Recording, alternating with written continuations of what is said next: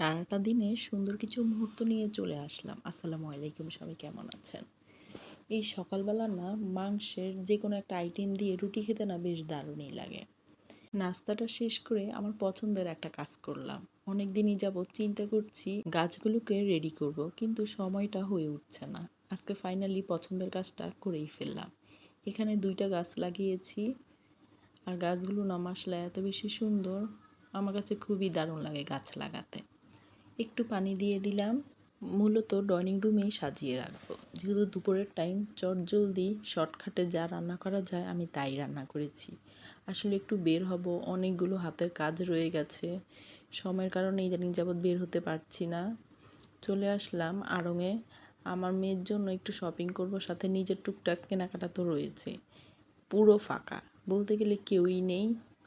আর যেই টাইমটা আমি গিয়েছি আমার মনে হচ্ছে ওই টাইমটায় কেউই বাসা থেকে বের হয়নি।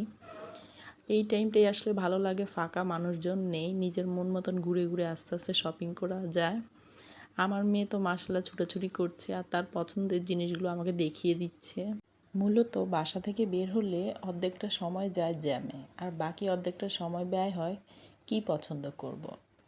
আমার মতো কে কে আছেন যারা শপিংয়ে গেলে হাঁটতে হাঁটতেই পা ব্যথা হয়ে যায়, আর যাও পছন্দ হয় দেখা যায় সাইজ মিলে না বা আমার সাইজেরটা হবে না।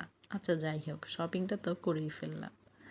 আর এখানে অনেক ক্ষুধা লেগে গেছে, তাই বাহিরের থেকে কিছু হালকা পাতলা নাস্তা করব। মেয়ের জন্য চিকেন নিয়েছি আর আমাদের জন্য পিৎজা নিয়েছি। I hope like this video. Thanks for watching. আল্লাহ হাফেজ।